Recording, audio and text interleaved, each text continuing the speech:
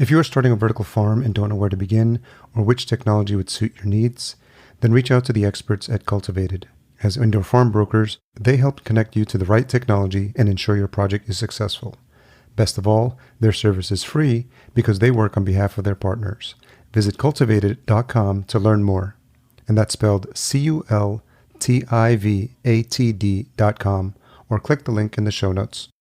So we are looking for people that get really, really jazzed by what we are doing. So literally the mission and vision of the company, that share our values, that know that something has to change. And it's going to take a collection of, entrepreneurial, visionary, courageous people to come into work every day and create this industry. And that is what we're doing.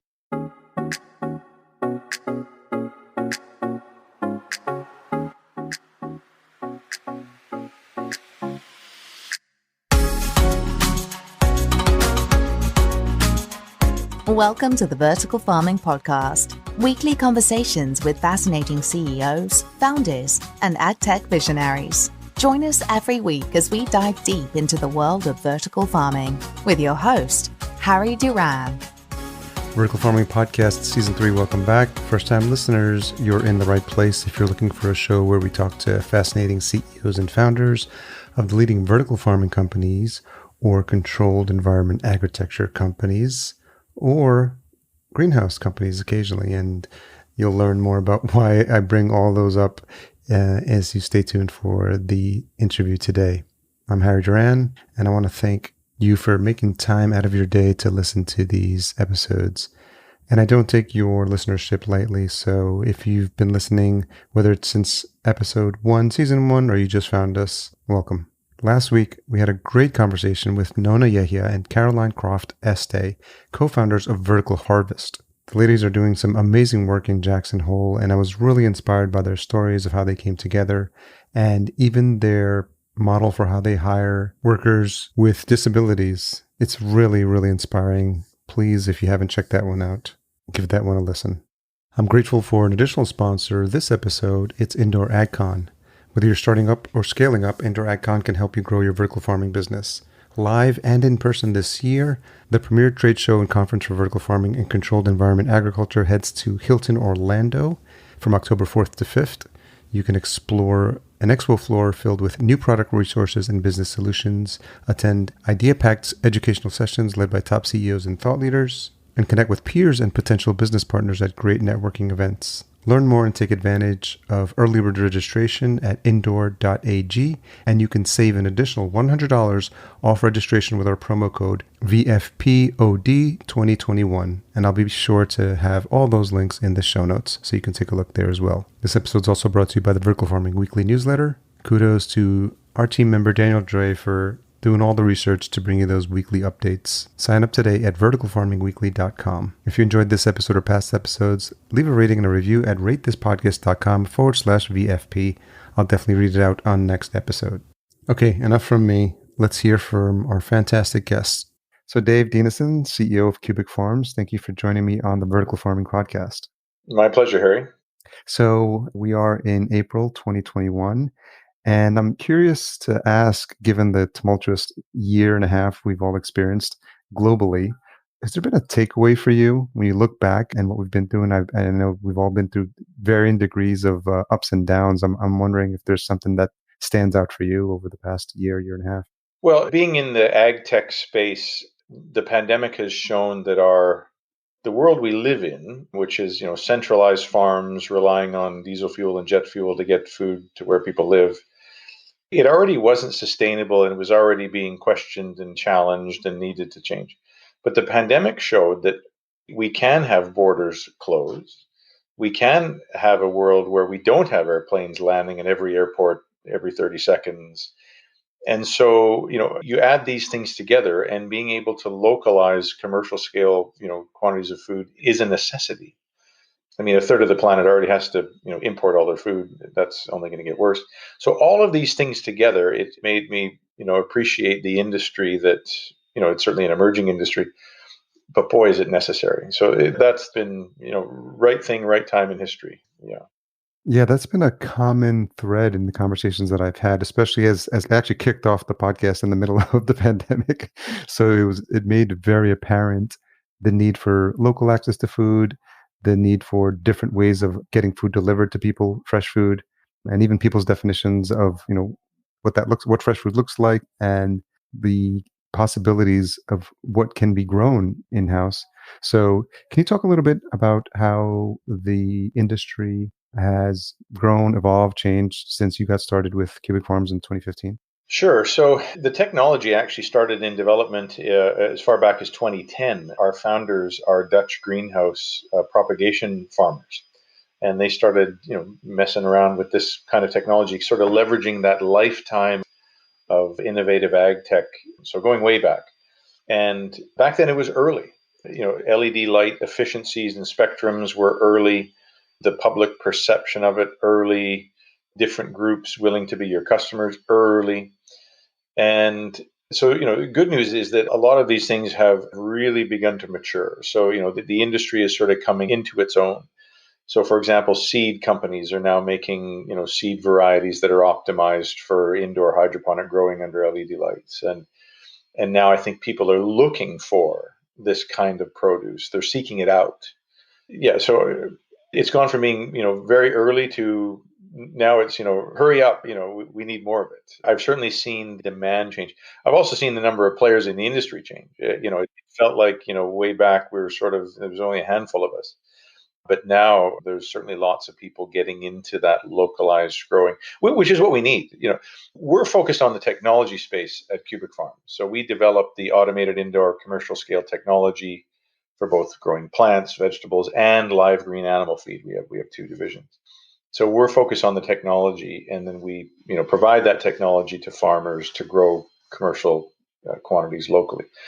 So we aren't doing the growing, but we are farmers to begin with, developing technology, supplying that technology to growers. And there's just far more demand for this kind of technology than there was even just 24 months ago. I'm always interested in origin stories and how, the founders got connected to you. So can you talk a little bit about, how you were introduced to them, how that meeting went, and then also curious about what it was about their story or about those conversations that convinced you that the move to Cubic Farms is something that you wanted to do as the next step in your career? Sure. So I'm actually very good friends with one of the founders of the technology. His name is Leo Benny. We've been very, very close friends for almost 20 years. And I had started another company called BackCheck. It was a human resources technology company.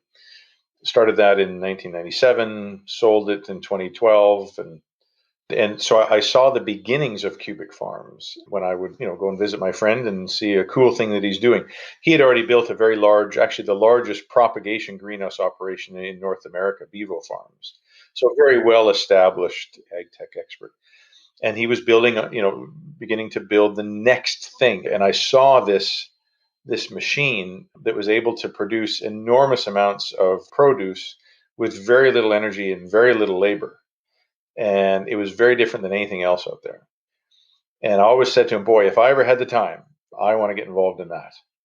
And I sold my company, had a short period of retirement at the ripe old age of 45.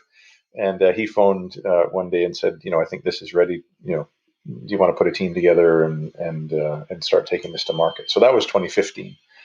And so 5+ years have gone by very, very fast. It's always interesting because, being an entrepreneur myself, I always wonder about the mindset as you think about building a team and thinking about strategically, like who do you want to hire? When do you want to hire them? How quickly do you bring a team on? Do you go to try to raise money as quick as possible? So what was going through your mind in 2015 as you're thinking about those things? Sure. So 2015, because we were focused on the technology side, so automating indoor farming, who is your customer? Like even just figuring that out took a little while. So early on, it was, yeah, I'm a hands-on entrepreneurial guy. And so we began to very slowly put the team together. So, early biz dev type person, we need to get a website up, like you're literally starting from zero and coming from a company that I just sold that, had 2,300 employees. It was literally going from, okay, I need to fill the photocopier with paper myself. So Yeah. it was literally beginning to build the team from ground up. So started by raising a little bit of seed money. So myself and a couple others funded the initial, along with Bevo Farms, we funded the initial capital. Did our first few hired, so your first few engineers and growers, and then you slowly begin to put that team together, and you slowly begin to figure out who is your customer, and you need time to make mistakes and learn lessons, and it took us.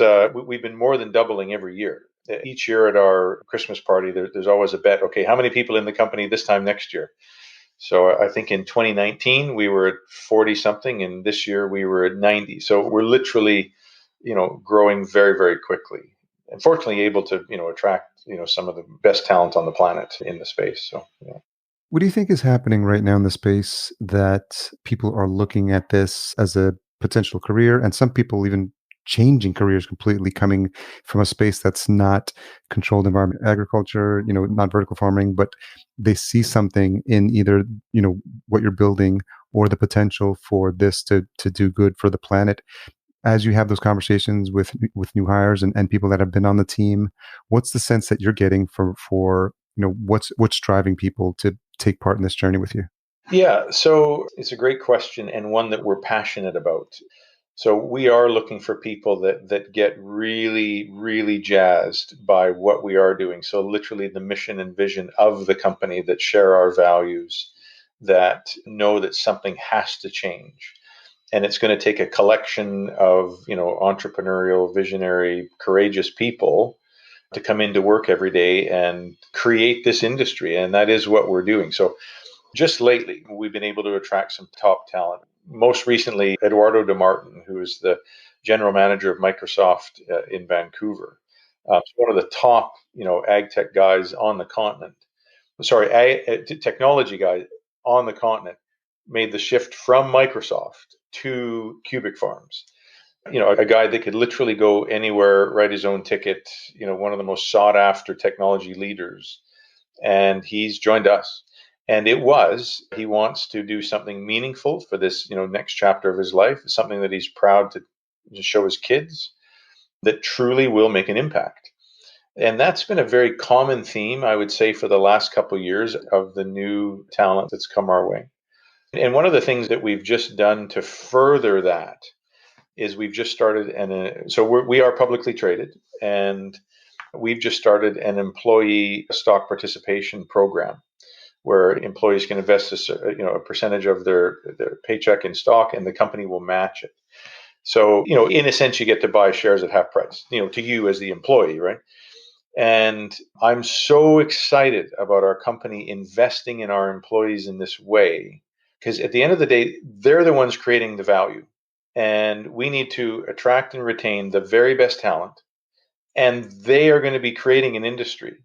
And I think it's so important that companies not only are doing something good, but as they're being successful in that they are sharing in that, wealth creation, if you will, with the people that are creating the wealth. Far too many companies today don't do that.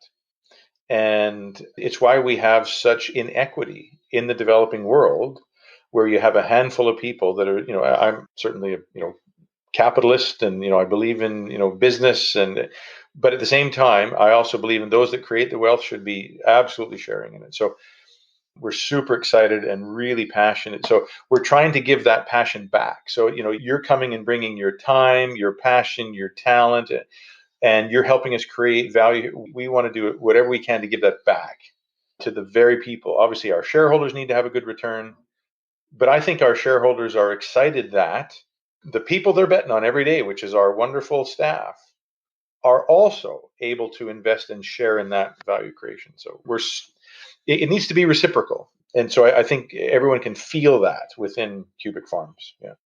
Is that a model or an ethos that you brought with you from previous management experiences, or is that just a worldview that that has changed for you over time? I'm wondering where that comes from.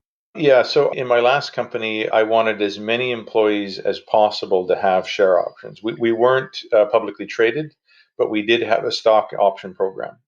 And so when we finally sold the company, it was one of the best days of my life.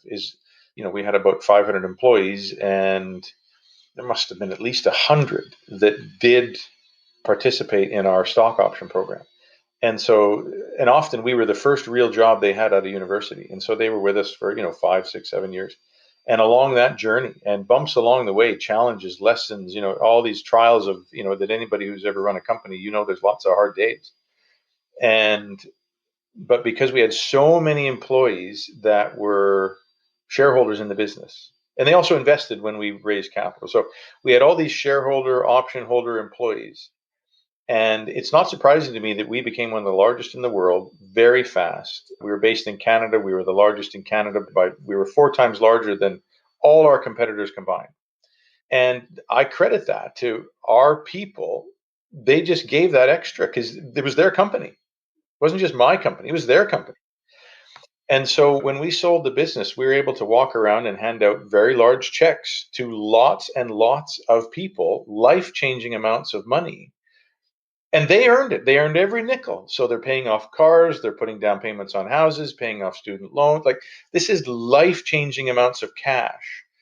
And that was just one of the best days ever. And I want to do that again and again and again. Yeah. So anyways, I'm super excited about the people that are coming to work here at Cubic Farms, and that they can do really well for themselves and their families. And I'm hoping that our shareholders, people that invest in our company, want that at the companies they invest in. So yes, you want to invest in a company that's, helping to feed the planet, localize food production, save water, reduce greenhouse gases, all these things. And at the same time, treat the people doing the work as well as you possibly can. Like, anyways, that's the company I want to work at. That's the world I want to live in. So I can only affect where I work and what I do. So that's what I'm doing. Where do you think that you picked that up? Because you've held several leadership positions in your previous companies, and I'm wondering if this is something that you can credit to previous managers, other mentors. I'm wondering how this sort of vision for you has been building over time. I think one of the best examples I ever saw in it was the Canadian airline called WestJet. And they went from 0 to second largest in the company really fast. And one of the things that whenever you would fly on, so there was WestJet and then there was Air Canada, the big incumbent. And whenever you flew on a WestJet plane, they were friendlier, they were happier. They were always on time. There was a buzz about it. There was just extra oomph. And one of their slogan was, "We care more because we're owners." And all their staff got to participate in equity opportunities. And you could feel it. You could feel it in the business. You still can today. And that had a real impact on me. And also I knew that, I'm glad that I owned equity and the benefit that had, to me and my family. And I want that for people that I work with. I also want to be able to talk about that aspect of our company. We want to be a great publicly traded company. And so we want excited shareholders, and I want to be able to talk about that with our staff. Well, it feels slightly self-serving if it's only myself and a handful of others that might be benefiting from an appreciating stock price. I want everyone, to be, I want that to matter to everyone. And so this is another way to really align interests between staff, shareholders, the company. It just brings everybody together. Because while we all want to there's that saying, you want to do well while you're doing good. Yeah. I want everyone in our Cubic Farms family to do well while they're doing good. We all want to do good, but you got to be able to pay the bills. You want this to be worthwhile. And I want people, great people. I don't want everyone to leave. So, Yeah. I wonder if for some of the employees to Cubic Farms, if this is something that's new for them and it's not something they've experienced in previous companies. And I'm wondering, what their reactions are when they start to experience a company that handles itself like this. Well, yeah, most don't. Yeah, that they've never experienced it before. And it takes a little while. I think we're all used to wondering, okay, what's the catch? Right? It's too good to be true. Yeah. And so, well, there is no catch. I just want you to be excited, engaged, and never leave. So that's the catch. If there's a bad part, hopefully you're going to drink the Kool-Aid and not leave. But yeah, so it takes a while to wrap your mind around. So I can Wow, that's really good. So, so as we've been rolling this out, the enthusiasm, it's just been fantastic, and everyone's super excited. So it's just sort of getting used to that way of thinking, because most of people only think, the only thing that matters is my paycheck, right? How much cash lands in my bank account. The thought of building wealth and equity, over time by being a shareholder of the company I'm helping to create is new. And so it's a bit of a different shift in thinking. It feels like a harkening back here in the States to like how companies were originally created, like Ford and GM, and, taking care of pensions and just kind of like that mindset of always having as a way of doing business, thinking of how long term we can create stability for the people that work for us and security. And I think for a while, it feels like companies forgot about that. And we're just looking at employees as cogs. And it feels like, the more I have conversations like this, that companies are realizing the importance of, the rising tide lifting every single boat in the company as well. It has to shift. And I think this is the healthiest way to share, because it's, if our company succeeds, then all our employees succeed. If our company fails, well, it's going to be, partly everybody's fault. And so, and I think when you've got skin in the game, you're just going to make sure it doesn't fail. Like, we are going to make sure that order goes out on time, that customer is happy, that we're winning. And when we have a good idea in the middle of the night, we're going to make sure that we share it the next, like that's the kind of, and companies that just try and do the opposite, where they treat people as disposable commodities, because there's always someone behind, this person Yeah. willing to work. It just has to stop. It has to stop.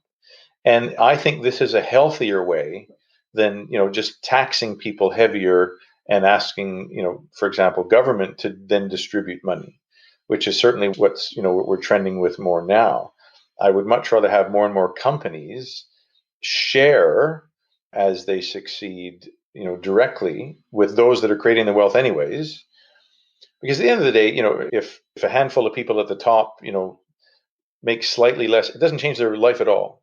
Yeah. But when you share that equity with those that are creating the wealth, that is life changing. So that's, I think, the healthiest way to redistribute wealth. Myself, anyways.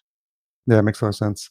Shifting gears a little bit. So as you came on board and you were looking at the current landscape of what other companies in the space were offering, what markets they were serving, to whether they were going to focus on B2B, B2C, or even serving farmers as you do with your offerings, how did you think about that in the beginning? And was that clear from day one who you wanted to serve? I wouldn't say it was clear from day one, because we were certainly trying to figure out, okay, we've got this machine that grows, great commercial scale quantities of produce in an energy and labor efficient way. Well, now what? Like, how do you turn that into a global ag tech business?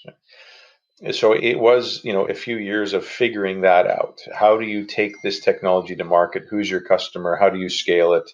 And all of those sorts of things. And we saw in the market that there was beginning to be companies that were a bit more B2C. So I'll sell you infrastructure to grow sort of smaller amounts locally, and a wide variety of harvest dates, wide variety of cultivars. So, and I know there's a huge market for that, and that is a much needed thing to do. And I think it's great. So, there's a few companies that have emerged that are doing that sort of thing. Our machine works really well when you want to grow enormous quantities, often of the same thing. And you want to harvest enormous quantities a few times a week and service, larger institutions, larger retails, food service, things like this. So we saw that our thing's best. So we typically won't sell one machine at a time. We will for propagation, if you just want to propagate, lots of Yeah. seedlings, or it's some sort of other application. But, we'll often sell, 15, 20, 25 machines at a time. And then that gives you the volume, variety, and harvest dates. So we saw that there was a spot in the market and needed for commercial scale automated indoor farming. So I don't expect that in a city there's ever going to be, 50 different cubic farming, companies. There's going to be, one or two, and they're going to be large.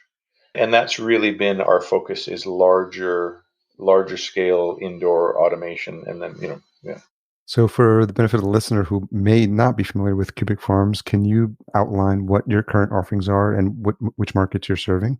Sure. So the company has two specific divisions. So there are CubicFarm division. The first one grows plants. So we do hydroponic indoor automated farming. So our machines are built inside stainless steel growing chambers. We do use the same shape as a 40-foot high cube shipping container, but this isn't container farming.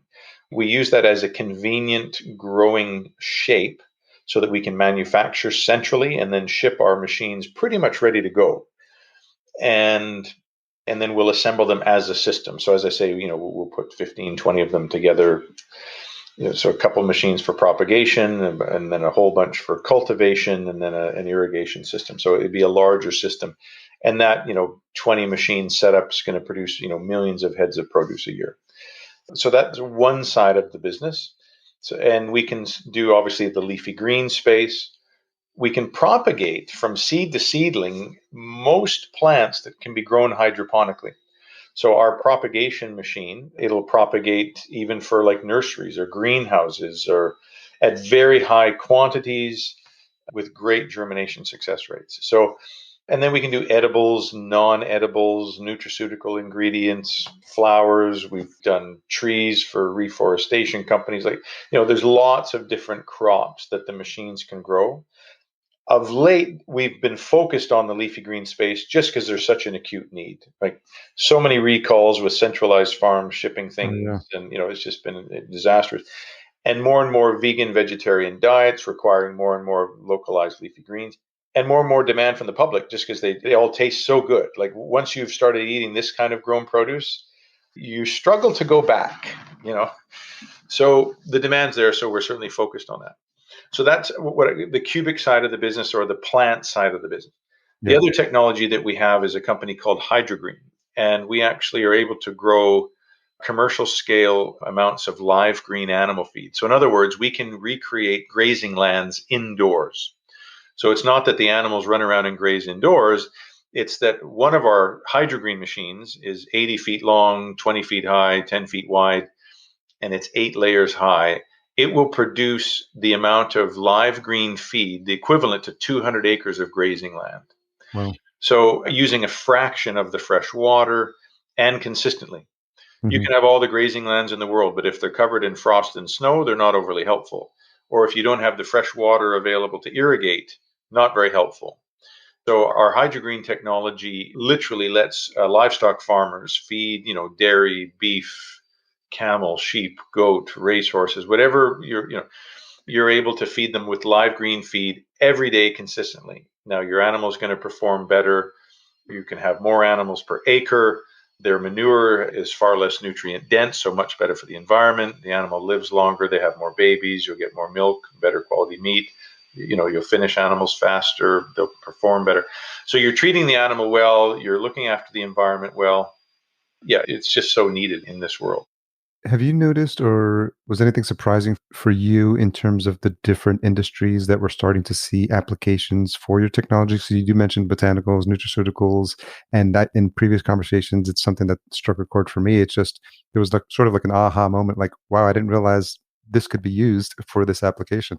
Yeah, probably the strangest one that I'm just thrilled about is that there's a group called Agrigene in California, and they do biologicals. So biologicals is growing good bugs to eat bad bugs, maybe in a greenhouse, or you can do, bugs for alternative proteins and things, right? It's in a real emerging market.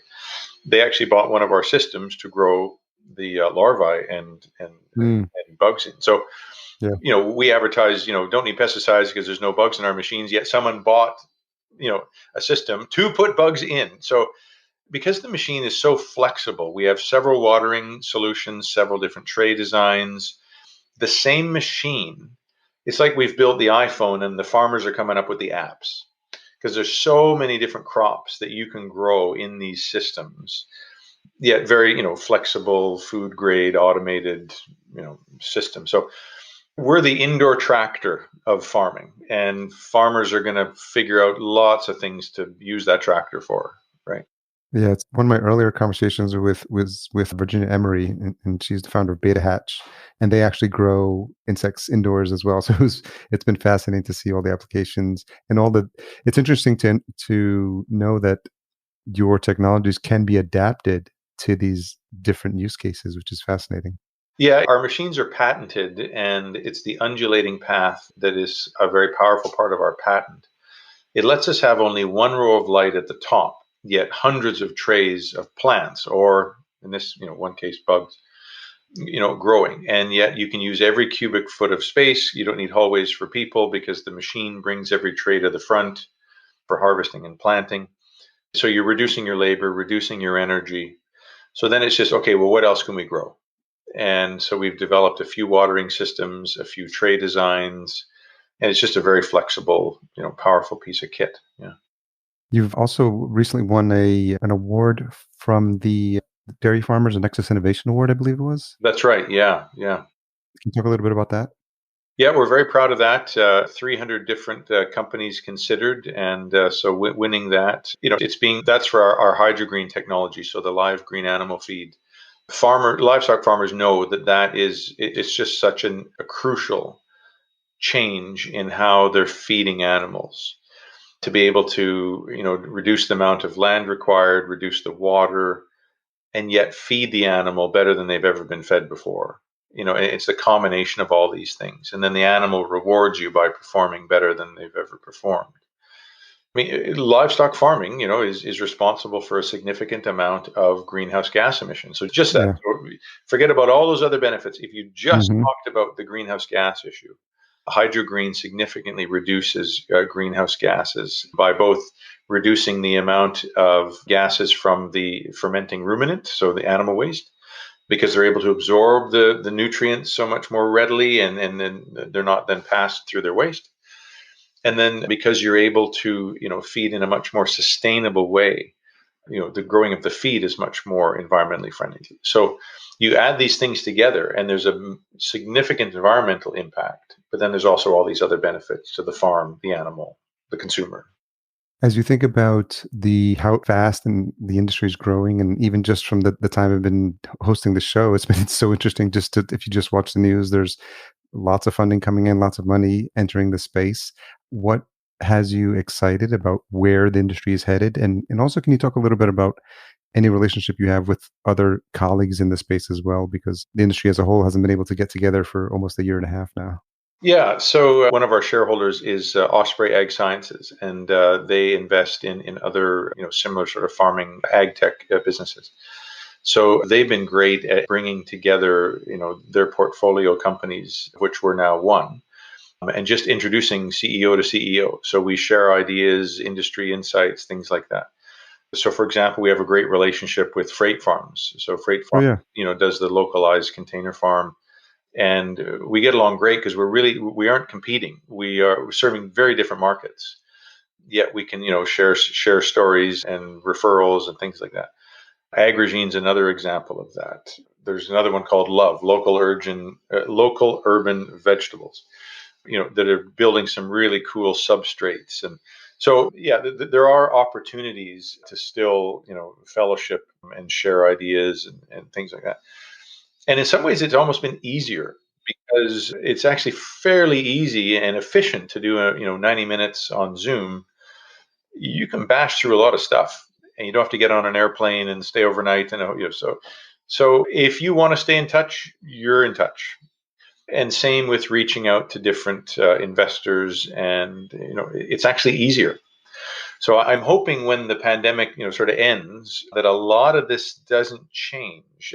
We still need to meet people and share a meal, but there's a lot that's good about this. I mean, as tragic as it's been, optimistic people will find the positives. And one of them is less needless business travel and more efficient ways of building relationships.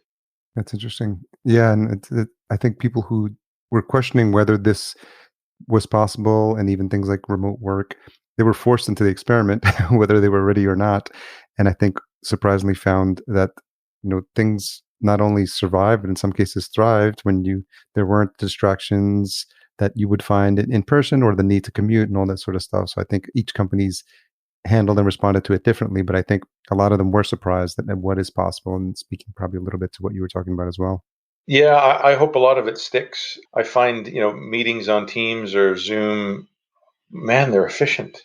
You can quickly share your screen and show what the room doesn't get stuffy because you got 30 people in it. Someone can please open a door. Yeah. Like there's lots to like. And I think we all like not commuting as much. Yeah, there's lots to like. I think, though, that we do need to make sure that we learn how to turn it off. Yeah, That, that's important. it's 5 o'clock. Okay, I'm done today. And, Yeah. that thing's going off. So otherwise, you just won't stop. So there's a bit of that. Yeah, there's things like repetitive stress injuries or work injuries, and ergonomics are now topics that are coming to mind for people and employees as well, because I imagine people would have a tendency to probably perform longer just to demonstrate that they are being active. And I think each company, is there anything you're doing differently because of what's happened and the changing environment in terms of how your organization is running? Well, we've had to get really good at remote instruction. So Mm, it's forced us to build a video and a training video for every nut and bolt. And, you've got to have those tools. But the positive about that is now we see global expansion being much easier and faster yeah. because it's forced us to build these tools that can then be quickly translated and reused. So for scaling, it's forced us to build some things where we otherwise might have put someone on a plane, and that's been positive. I think our ability to reach and just get great talent and almost be agnostic as to where they are, that's nice. Yeah. So, what do you think for you as you think about where the industry is now, and if it's any different than when you started in 2015? What do you see as challenges or opportunities for Cubic Farms going forward? I think the world is ready for it. I think in 2015, when we started, it was early. But I think fast forward, 5.5 years, the world is ready, and not only ready, but anxious. And it's gone from boy, someone should probably do this to, this needs to be done. We need to localize food production. So localizing food production within countries, borders, reducing the distance between where it's grown and where it's eaten is gone from a nice to have to a must have for so many reasons. So I think timing is certainly positive, and that's not only from our prospective customers, but our customers' customers. So the end, the groups that want to pull this produce through or this live green feed through. Yeah, it's just the timing is now. What's a tough question you've had to ask yourself recently? Well, probably turning down certain opportunities that Mm, present itself. As you can imagine, my phone rings every day with can we expand to this country, or can we acquire this company, so that there's a lot that I have to say no to on a very, very regular basis. A colleague of mine once said, if you're not kept up at night by what you're not doing, you're not focused enough. And I would say that has been of late. I've obviously run another large business, and the discipline to stay focused and not get distracted and stay on task, on mission, on point. It can be challenging. It doesn't matter who you are. New and shiny is always exciting. And so I would say keeping that focus and executing has been, as the industry accelerates and more opportunities present themselves, you're saying no to more and more things that deep down you're like, oh, I wish I could, let's just start another division and do that. And I'm curious because I'm a fan of productivity, and I even took a course called Building a Second Brain to learn how to process, and all these articles that come in. There's no shortage of information, and whatever statistics you look at, we've got more. I think it was something like, I'm probably butchering it, but we received more information in the past 10 years than in the past 100 combined, or something like that. Some crazy stat. So what do you do as a leader? Because there's a lot of CEOs listening to the podcast as well, and other founders. So what's worked for you? Any tips on how you actually manage that workflow, and how you do? What's that decision process for you look like as you think about, is this something we want to work on? Is it not? And so is there some sort of practice that you think through in your mind, or that you work through to make those decisions? Sure. There's no other answer to that other than you got to have a great team. Mm, There's no way I could even begin to make, should we do this or should we not do this decision on my own? No chance.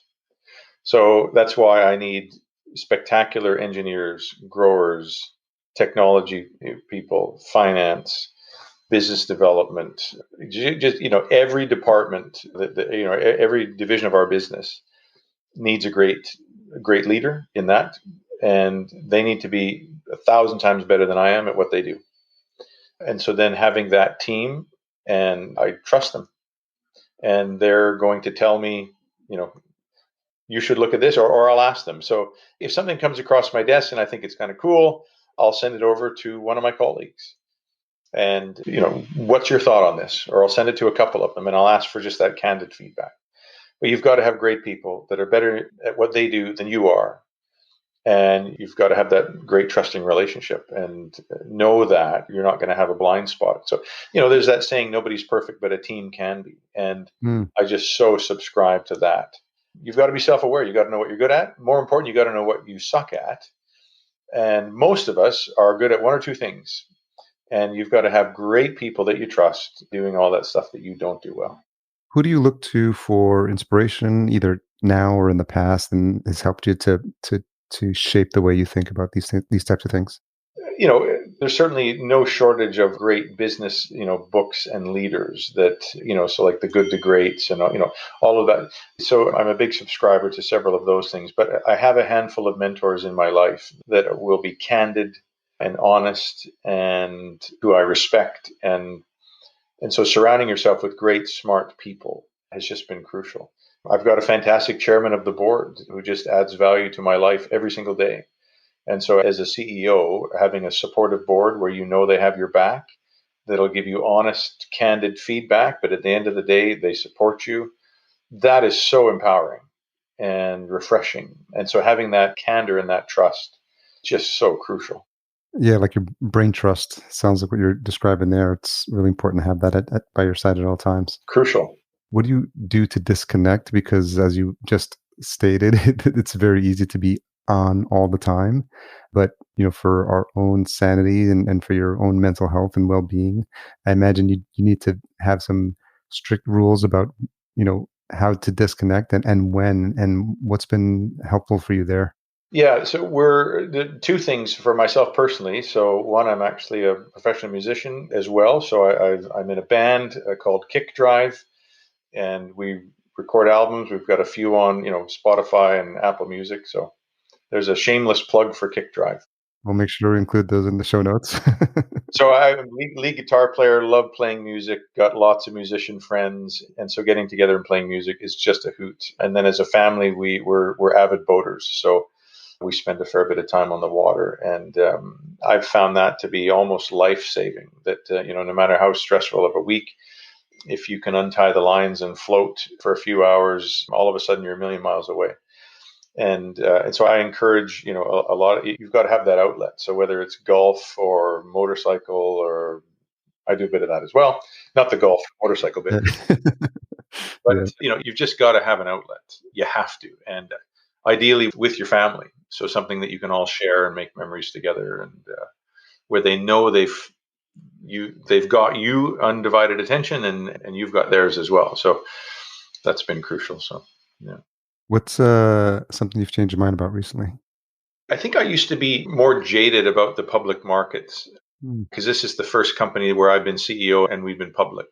And so I'm actually very excited about the fact that we are publicly traded, because we've been getting some just great shareholders that are so supportive and that are excited about the next decade in this industry. Yeah.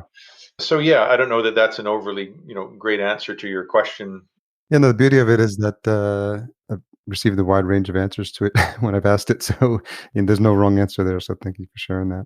So just as we wrap up, like as you think about where you've been, where you're at, and where you're headed, what has you excited about, the next couple of years?